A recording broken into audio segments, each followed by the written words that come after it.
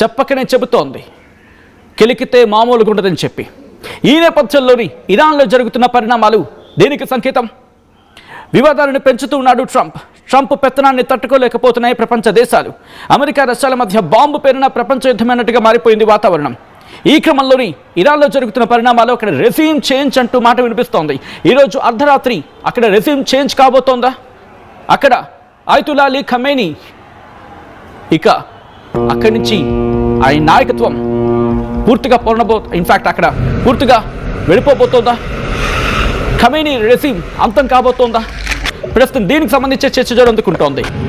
ఎందుకంటే అక్కడ విజువల్స్ చూడండి, ఆందోళన ఏ స్థాయిలో ఉన్నది. ఆ విజువల్స్ చూస్తే అర్థమవుతుంది. ఒక్కసారి ఇరాన్లో ఎటువంటి పరిస్థితులు ఉన్నాయో నేను చూపించే ప్రయత్నం చేస్తాను. ఒక్కసారి ఇరాన్కి వెళ్ళే ప్రయత్నం చేద్దాం. ఇరాన్లో అక్కడ ఆందోళనలు మిన్నంటాయి. దాదాపుగా గత 10 నుంచి 12 రోజులుగా అక్కడ ఆందోళనలు జరుగుతూ ఉన్నాయి. అక్కడ జరుగుతున్న పరిణామాల గురించి ఆల్రెడీ మనం చాలా మాట్లాడుకున్నాం. ఎందుకంటే అక్కడ $1 ఏకంగా 12 నుంచి 13 లక్షల రియల్స్ వరకు వెళ్ళిపోయింది. అది దాంతోపాటు గతంలో యుద్ధం, ఇజ్రాయెల్ ఇరాన్ యుద్ధంతో పాటు అమెరికా ఎంట్రీ ఇవ్వడంతో వాళ్ళ న్యూక్లియర్ ఫెసిలిటీస్ డ్యామేజ్ అయిపోయాయి. ఇలా అనేక దుష్పరిణామాలను ఎదుర్కొన్న ఇరాన్ ఇప్పుడు పూర్తిగా తన రెజ్యూమ్ చేంజ్ కాబోతుందా? మరి ముఖ్యంగా అయతుల్లా అలీ ఖమేనీ పాలన అంతం కాబోతోందా? దీనికి సంబంధించి చర్చ జరుగుతుందా? ఐ రిక్వెస్ట్ ఒకసారి ఇఫ్ పాసిబుల్ ఆందోళనకు సంబంధించి విజువల్స్ని చూపించే ప్రయత్నం చేద్దాం. ఎందుకంటే ఒక పక్క రష్యాలో ఉద్రిక్తత, ఇంకో పక్క వెనిజులాలో ఉద్రిక్తత, ఇంకో పక్క కొలంబియాలో ఉద్రిక్తత. గుస్తావో పెట్రోతో మాటలు యుద్ధానికి తెరలిపాడు. ఇంకో పక్క క్యూబా గురించి మాట్లాడుతున్నాడు. ఇంకో పక్క డెన్మార్క్, ఇంకో పక్క గ్రీన్లాండ్, రష్యా, దాంతోపాటు నార్త్ కొరియా కెలికినట్టుగా. ఇంకో పక్క చైనాను కూడా తైవాన్ విషయంలో. సో ఇట్టని పరిణామాల్లో ఏం జరగబోతుంది అనేది ఆసక్తికరంగా మారుతోంది. ఈ క్రమంలో ఏం జరిగే అవకాశం ఉంది? ఇరాన్లో పాలన అంతం అయితే ఎటువంటి ఇంపాక్ట్ చూపించే అవకాశం కనిపిస్తోంది. దీనికి సంబంధించి డీటెయిల్గా మాట్లాడుకునే ప్రయత్నం చేద్దాం. మనతో పాటు విష్ణు ఐఏఎస్ అకాడమీ నుంచి విష్ణు గారు జాయిన్ కాబోతున్నారు. విష్ణు గారు నమస్తే అండి. విష్ణు గారు వెల్కమ్ టు ఆర్టీవీ. ఇప్పుడు జరుగుతున్న పరిణామాల గురించి డీటెయిల్గా మాట్లాడుకునే ప్రయత్నం చేద్దాం. బట్ అంతకన్నా ముందు ఒక ట్వీట్ నేను మీకు చూపించే ప్రయత్నం చేయబోతాను. ఎందుకంటే రెజా పహల్వి, బహుశా నా ప్రొనౌన్సియేషన్ కాస్త అటు ఇటు అయ్యి ఉండొచ్చు కాక, రైజ్ ఇరాన్ అంటున్నాడు. ఈయన ఎవరో కాదు, షా కొడుకు. అంటే అక్కడ షా అంటే రాజు, అయితే రాజులు వాళ్ళ ఈయన అక్కడ యువరాజుగా పిలుచుకుంటూ ఉంటారు. కొద్దిసేపటి క్రితం ఆయన చేసిన ట్వీట్ కూడా ఇప్పుడు సంచలనంగా మారుతోంది. ఈరోజు అర్ధరాత్రి అక్కడ రెజ్యూమ్ చేంజ్ కాబోతుందంటూ ఆయన చెప్తున్నాడు. ఇందుకే ఆయన ఎవడు? ఆయన ట్వీట్ చేస్తే ఎందుకు ప్రపంచం ఆయన మీద దృష్టి సారిస్తోంది? ఇరాన్లో ఎటువంటి సిచ్యువేషన్స్ ఉన్నాయి? ఎందుకు ఇరాన్కి ఇటువంటి పరిస్థితి ఈరోజు వచ్చింది? ఇంతవరకు ఇరాన్లో కొద్ది రోజుల క్రితం మాట్లాడుకుంటే బుర్కా విషయంలో ఎటువంటి సిచ్యువేషన్స్ జరిగిందో చూసాం. సో కంటిన్యూ చేద్దాం. ఆయన చేసిన ట్వీట్, రెజా పహల్వి చేసిన ట్వీట్ నేను చూపించే ప్రయత్నం చేస్తున్నాను. ముందుగా I request ఒకసారి హోల్డ్ చేసే ప్రయత్నం చేయండి. Millions of Iranians demands their freedom tonight. In response, the regime in Iran has cut all lines of communication. It has shut down the internet. It has cut landlines. It may even attempt to jam satellite signals. I want to thank the leader of the free world, President Trump, for reiterating his promise to hold the regime to account. It is time for others, including European leaders, to follow his lead, break their silence and act more decisively in support of the people of Iran అంటూ కూడా ఆయన చేస్తున్న tweet.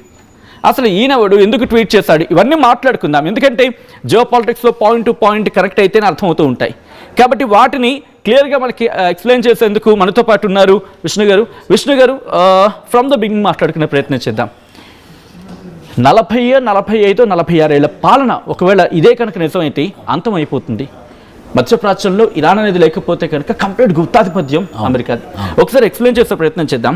ఈ రోజు రాత్రి కనుక Ayatollah Ali Khamenei పాలన అంతమైపోతే Iran పరిస్థితులు ఎలా ఉంటాయి? అమెరికాకి ఏం కలిసి రావచ్చేది? ఖచ్చితంగా సచిన్ గారు, ఇందులోకి వెళ్ళే కన్నా ముందు మనం చరిత్ర తెలుసుకోవాల్సిన అవసరం ఎంతైనా ఉంది. 1944లో అక్కడ షా రెజీమ్ అనే రెజీమ్ ఫామ్ అయిందనమాట. 1944లో ఆ 1944 Shah regime United States of అమెరికాకి ఒక తొత్తులాగా, లేకపోతే యునైటెడ్ స్టేట్స్ ఆఫ్ అమెరికా చెప్పినట్టు వినే రెజిమ్ అనమాట. సో 1944 నుండి 1979 వరకు ఈ షా రెజిమ్ మొత్తము యునైటెడ్ స్టేట్స్ ఆఫ్ అమెరికా చెప్పిన విధానంలో వెళ్ళేది. 1979లో ఇస్లామిక్ రెవల్యూషన్ వచ్చి there Ayatollah Khamenei government, Ayatollah Khamenei regime, Islamic revolution అని అంటాం దీన్ని మనము, ఆరెంజ్ రెవల్యూషన్ కూడా అంటాము. సో ఓవరాల్గా ఇస్లామిక్ రెవల్యూషన్ వచ్చేసి 1979 నుండి ఈ రోజు వరకు మీరు చెప్పినట్టుగా ఈ రోజు అర్ధరాత్రి వరకు Islamic regime, Islamic government run అవుతుంది. సో దీనికి ఎక్కడి నుంచి పునాదులు పడ్డాయని తెలుసుకోవాల్సిన కూడా ఇంతనే ఉంది. 2022లో ఒక మజీనీ అనే ఆవిడ హిజబ్ కట్టుకోకపోవడం వల్ల అక్కడ మోరల్ పోలీసింగ్ బాగా ఉంటుంది. అంటే షరియా లాని మాత్రమే ఇంప్లిమెంట్ చేయాలి, వాళ్ళని మోరల్ పోలీసులు అని అంటారు అనమాట. వాళ్ళు తనని తీసుకొని జైల్లో పెట్టేసి కొట్టడం వల్ల తను చనిపోయింది. ఆ రోజు నుంచి మొదలైనటువంటి మూమెంట్ యాంటీ ఇస్లామిక్ మూమెంట్ 2022లో, తర్వాత 2024లో వచ్చినటువంటి ఎలక్షన్స్లో ప్రెసిడెంట్ ఇంతకుముందు ఉన్నటువంటి ఇబ్రహీం రైజ్ ఆయన గవర్నమెంట్, ఆ ప్రెసిడెంట్ మారిపోయి మొహమ్మద్ పెజల్ ఖాహీ అనే ప్రెసిడెంట్ ఫామ్ అయ్యాడు అనమాట. తర్వాత ఈ మనకి జూన్ 2025లో చూసుకుంటే 12 రోజుల యుద్ధం జరిగింది. Israel, United States of America ఇద్దరు కలిసి ఇరాన్ మీద 12 రోజుల యుద్ధం చేసిన తర్వాత అక్కడ ఉన్నటువంటి infrastructure, physical infrastructure, social infrastructure మొత్తం పేల్చేశారు ఆ 12 రోజుల యుద్ధంలో. అక్కడ మొదలైంది అసలైనటువంటి ప్రాబ్లం. సో ఎకానమీ జనరేట్ అవ్వట్లేదు, ఇన్కమ్ జనరేట్ అవ్వట్లేదు, ఎలాంటి డబ్బులు లేవు. ఒక్కసారిగా హైపర్ ఇన్ఫ్లేషన్ వచ్చింది. ద్రవ్యోల్బణం వచ్చేసి ఎంతవరకు వెళ్ళిందనంటే $1 14 లక్షల రియాల్. అక్కడ మూమెంట్ ఎలా అయిపోయింది అని అంటే బ్రెడ్ అండ్ ఎకానమీ ఉన్నటువంటి మూమెంట్ ఇప్పుడు మాకు బ్రెడ్ అండ్ ఎకానమీ కాదండి, మాకు రెజిమ్ చేంజ్, మాకు పవర్ కావాలి, మాకు మార్పు కావాలి, ఈ ఎన్ని రోజులని ఇస్లామిక్ రెవల్యూషన్లో ఉండాలి, మా పిల్లలకి ఫుడ్ కావాలి, మా పిల్లలకి చదువు కావాలని చెప్పేసి అక్కడ తీసుకొచ్చినటువంటి మూమెంట్ అనమాట. అది కంటిన్యూ అవుతూ ఈ రోజు ఏం జరిగిందని అంటే అక్కడ మార్కెట్ ఉంటుంది, గ్రాండ్ బజార్ ఆఫ్ ఇరాన్. అది ఎకనామిక్ హార్ట్ ఆఫ్ ఇరాన్ అని అంటారు అనమాట. అక్కడ మొత్తం ట్రేడింగ్ సెంటర్, మన ముంబైలో ఉన్నటువంటి స్టాక్ ఎక్స్చేంజ్ లాగా అది మొత్తం ట్రేడ్ అంతా అక్కడ జరుగుతూ ఉంటుంది.